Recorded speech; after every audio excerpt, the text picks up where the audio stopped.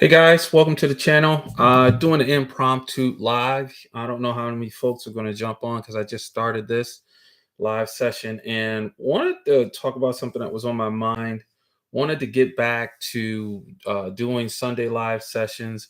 I'm an avid football fan, professional, college, and I have some time here before the 8:20 game starts, and wanted to discuss something again that's been on my mind for a while. With the advent of the cheap, inexpensive cinema lenses, how many of you out there are considering, and you guys know I shoot Fuji. I have the right here in front of me, the 18, and I don't know if that'll focus with the light or not, but I have the 18 to 120 lens. This is Fuji's new lens that was built specifically for video. I used it for stills, I've used it for video so far.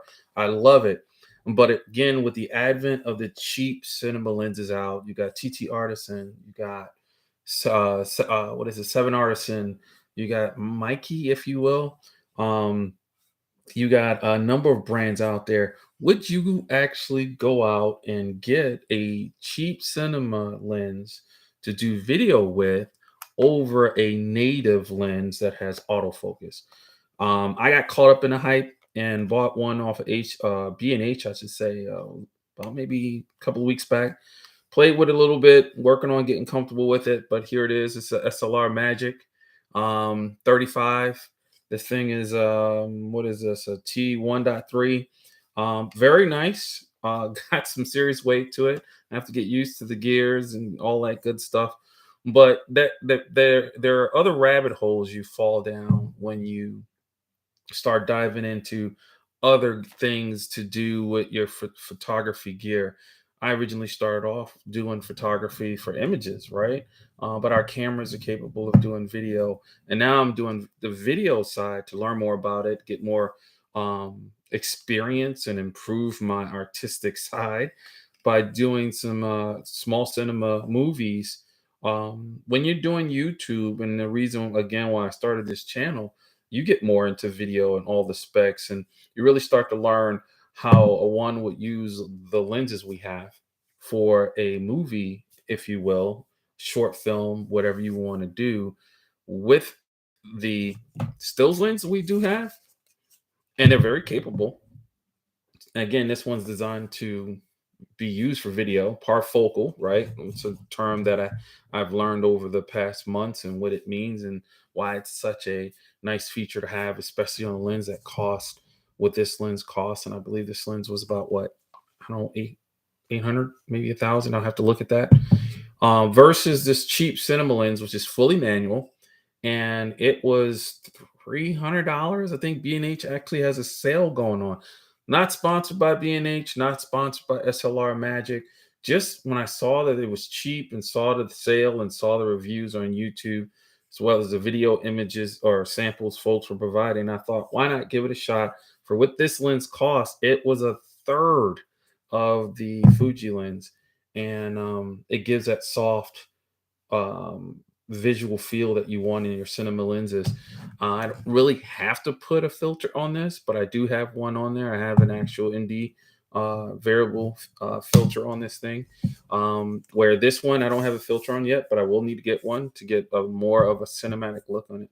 So back to the question at hand, thought that's on my head. I see we don't have anybody on, and I didn't expect any, but leave in the comments. What do you guys think? Do you think you should, especially if you're doing YouTube videos, do you think you should dive in the world of the cheap cinema lenses, especially since they are so cheap and you have deals going on right now? And everybody, a lot of the small, cheap brands are coming out with their versions of these lenses, and they're all looking pretty good. Would you choose this over the autofocus capable native lens, or maybe third party, right? We got some third parties out there, even for Fuji now, which is awesome, to do your cinema in? Again, very capable. This one particularly has power zoom on it to give you that follow focus feature, if you will, with the buttons right here. You can set up um, an experience that I hope you get to that. Where this one, it's manual. You will have to do some added things, additional rabbit holes. You'd have to buy a rig setup and be able to use this almost like you would using this guy with autofocus, right? You get a follow focus, you got rails, you got all that good stuff. So just real quick, wanted to discuss that, my thoughts on it, what I was thinking, wanted to see what you guys thought. Haven't done a live in a while. I'll start setting up these Sunday lives again. You guys let me know what topics you want to discuss on the Sunday lives. I'm going to try to do them right after that last game finishes on Sunday, that 4:30 game. Got to watch my Giants disappoint me just now. So, and then have a quick, maybe 30-minute, 45-minute live, if it even goes that far, discussing some basically photography related topics. Don't care what we discuss to a point. Not looking to bash any brands, not looking to not discuss any brands. Really want to see what the community wants to do, what you want to talk about, whether it's street photography, whether it's birds in flight. Maybe ask me some questions on how I'm getting along with the XH2S and video. Just recently did a shoot with some buddies on location, and I just basically had the XH2S going with the 18 to 120 on it. At one point, shooting the model on the stairs. I think it did a great job. I just hit the button and walked away. You gotta love that. Recording limit thing is gone. Still waiting on the XH2. Be reaching out to the camera store Monday just to see if they got any updates, and hopefully I'll get that soon, and I can do some work with that. So wanted to keep this, I guess, somewhat short, unless again folks do jump on. I know this is impromptu and have any questions. But yeah, so we're going to be doing the Sunday lives again.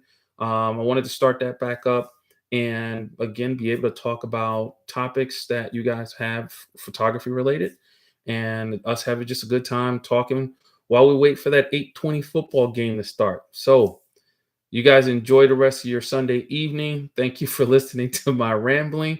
And I don't even know who plays at 8:20, but enjoy that the Sunday night game. And hopefully, whoever is playing, if one of them is your team, they don't disappoint you like the Giants disappointed me.